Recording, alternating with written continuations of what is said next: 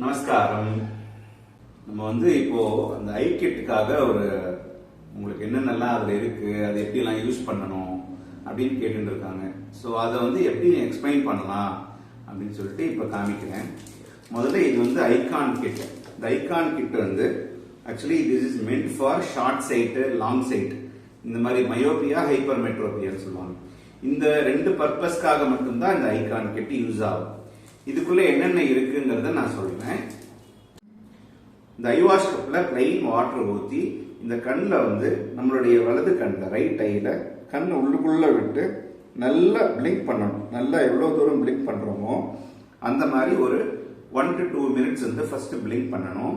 திருப்பி தண்ணி கொட்டிட்டு திருப்பி டேப் வாட்டர்ல பிடிச்சிட்டு திருப்பி லெஃப்ட் ஐக்கு உண்டானது 1 to 2 minutes பண்ணணும்.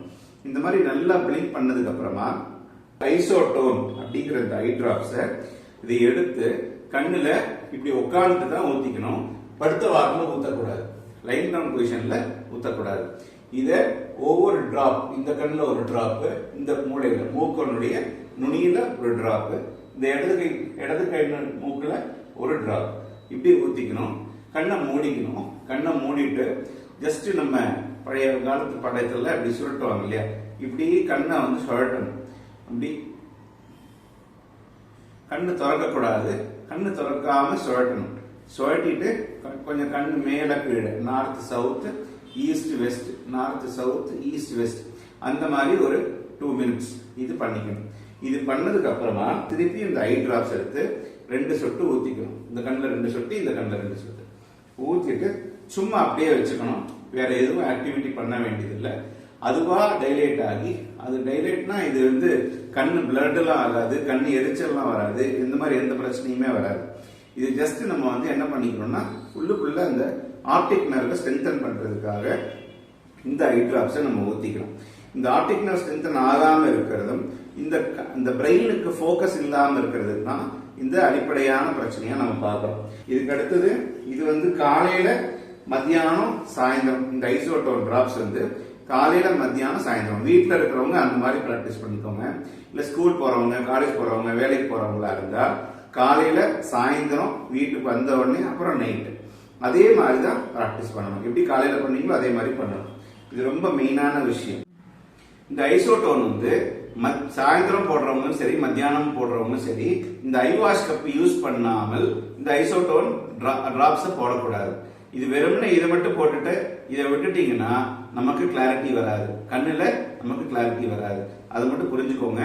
3 வேளையும் ஐ வாஷ் பண்ணிட்டு தான் இந்த ஐசோடோன் ஐ டிராப்ஸை போட்டுக்கணும்.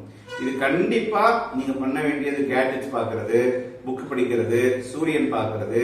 இது கண்டிப்பா நான் சொன்ன மெத்தட்ல பண்ணிட்டே வந்தீங்கன்னா கண்டிப்பா 100% உங்களுக்கு ரிசல்ட் கிடைக்கும். அடுத்தது இந்த ஐ டிராப்ஸ் ஊத்துறதுக்கு அப்புறமா இந்த ஐகான் அப்படின்னு சொல்லிட்டு இந்த ஐகான்ல நமக்குன்னு ஒரு பின்ஹோல் கிளாஸ் இருக்கு. இந்த பின்ஹோல் கிளாஸ் எதுக்காக அப்படின்னு பாத்தீங்கன்னா இதுல எந்த ஒரு பவரும் இருக்காது, ஆப்டிக்கல் பவர்ஸ் எதுவும் இருக்காது. இது ஜஸ்ட் நம்மளுடைய கண்ணுக்கு இப்படி போட்டுக்கணும். ஐ டிராப்ஸ் ஊத்துனதுக்கு அப்புறமா இப்படி போட்டுட்டு கண்ணை சூரியன் பார்க்கணும்.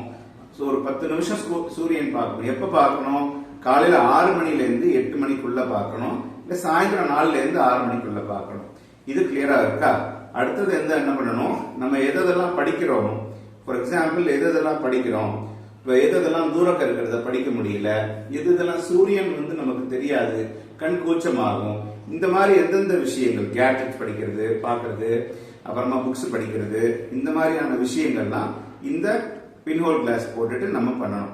இப்போ ஷார்ட் சைட் இருக்கிறவங்களுக்கு தூரமா இருக்கிறது தெரியாது. ஏன் தெரியாதுன்னா அது நம்மளுடைய மைண்ட் செட்.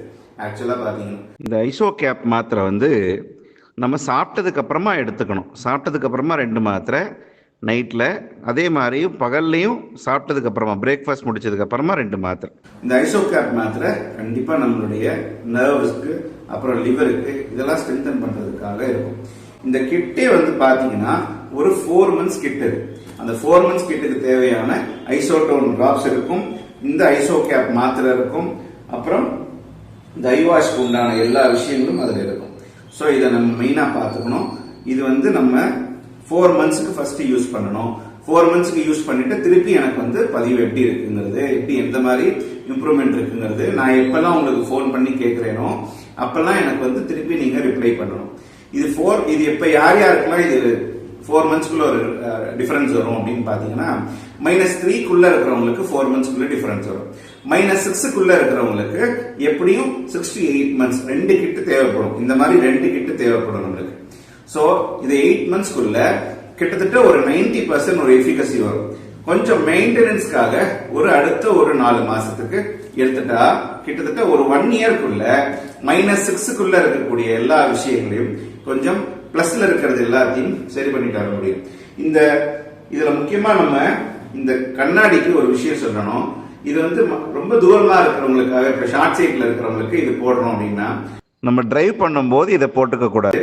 அதே மாதிரி இது கண்டிப்பா உங்களுக்கு ரிசல்ட் வரணும் அப்படின்னா இந்த ஆப்டிகல் ஃப்ரேமை நம்ம கண்டிப்பா முதல் நாள்ல இருந்து ரிமூவ் பண்ணிடணும்.